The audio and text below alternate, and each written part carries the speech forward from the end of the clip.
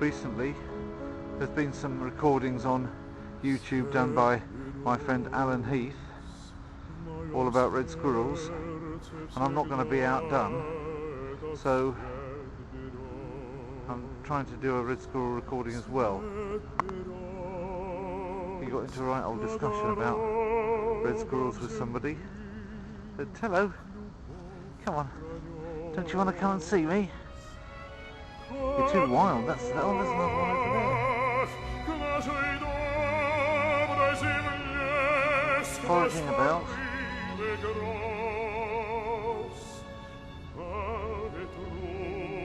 don't know how well it'll come out on the film.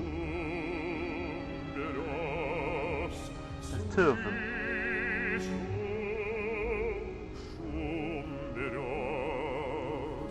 Well, they have a little dance with each other, but behind that bush. You can only hear it rather than see it. I walk slowly, maybe they'll let me get a bit closer. They're more concerned with gathering their food.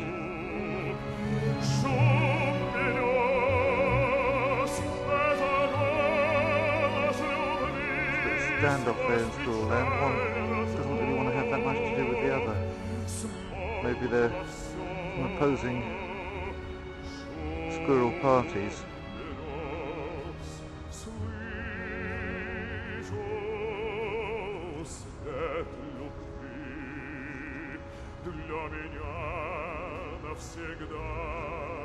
I don't think it's fair on them necessarily to try and get too close. That's not what they wish. Just let them get on with their business. This is the park, by the way, which is near the war memorial for the Soviet soldiers who died in the war on Polish territory, protecting, as they say, Poland from fascism, which they did, and they also protected Europe from fascism. Of course, that's a little bit bittersweet for the Polish memory, because at the end of the day, there's the column. At the end of the day, yes, Poland and Western Europe were saved from Hitler by the Soviet Union, but of course Poland afterwards was put into several years, well, several dozen years of obeisance to the Soviet Union, and of course Stalin went on to do all the things which he did, and it's debatable whether he killed actually more people than Hitler. Most people would say that Stalin was actually responsible for more of a wastage of human life than Hitler was.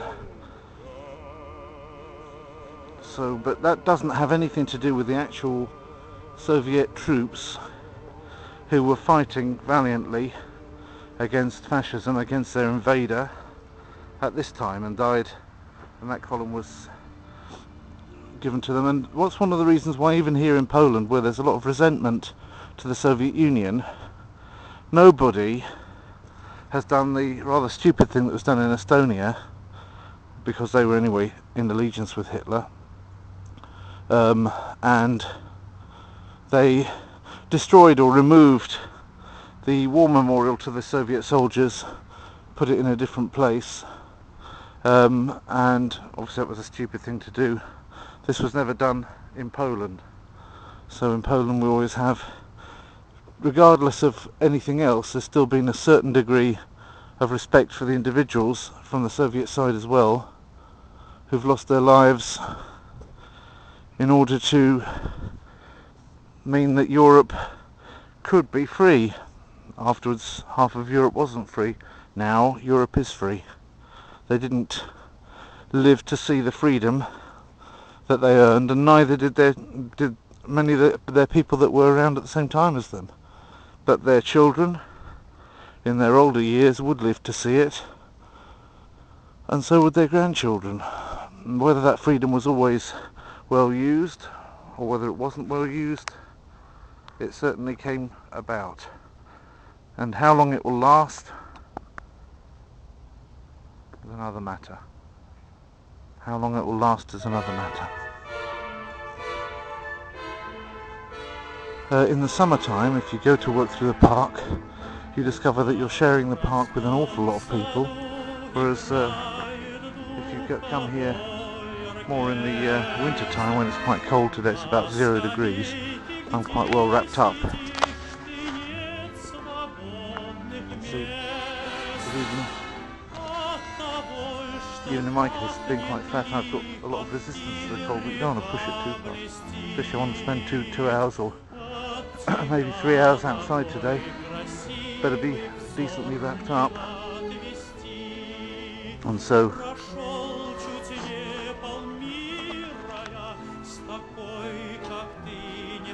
you find that in the winter you're not sharing the park with that many people,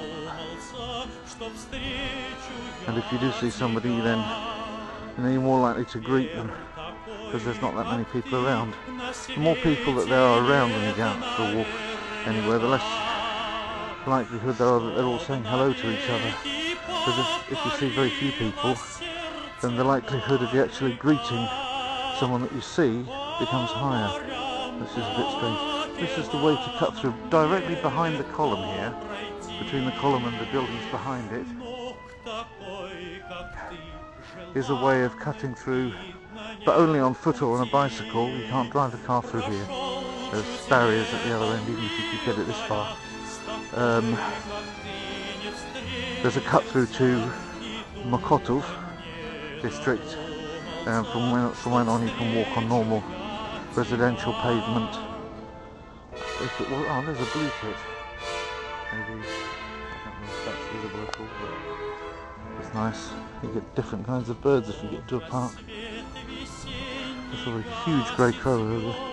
Sit there looking at me as I walk past it. So you can walk down this cut through to get to the Mokotów region of Warsaw from the Ochota region of Warsaw without going along a street with cars in it. And you can go down there, and up there's also such a street, but you have to sort of walk up or down about half a kilometre in either direction from here. There's about a kilometre between where that street goes and that street goes, so this, which isn't really marked on most maps, is quite a useful cut through if you're on foot.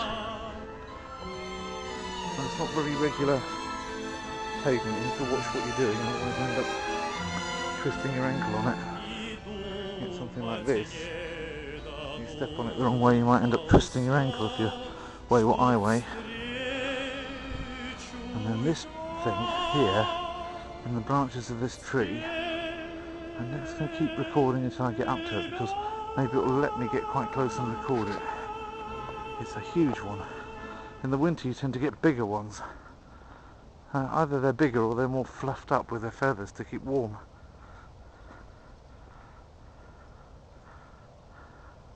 If I walk directly under it, it'll probably won't be able to resist the temptation. It's a beautiful male rook with its little crest on the head.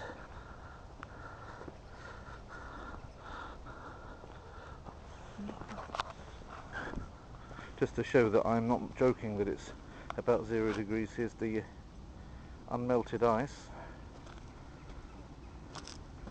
In case you think that I'm having a laugh.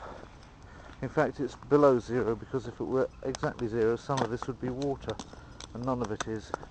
Although, no, there is some water down there underneath. Yes, it's about 0 degrees. Maybe half a degree under, maybe half a degree over.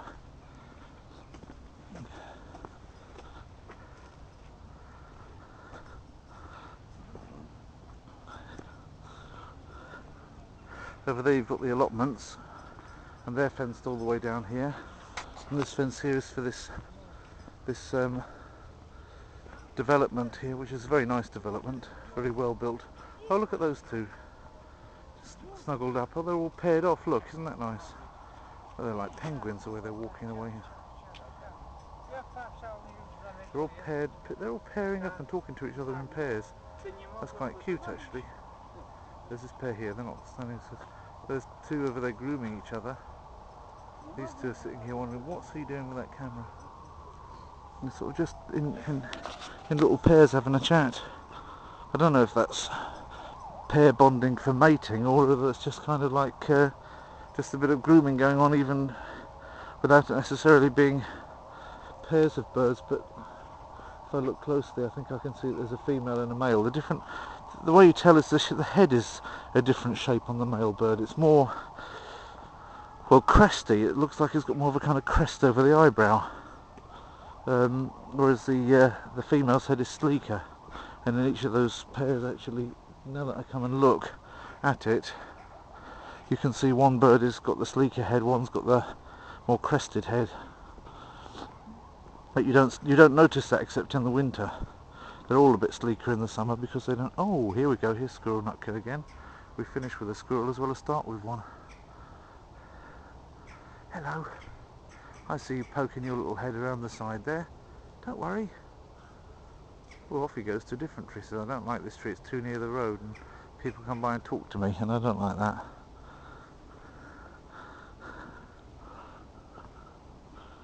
So there we have it. As you see, this is still all being built.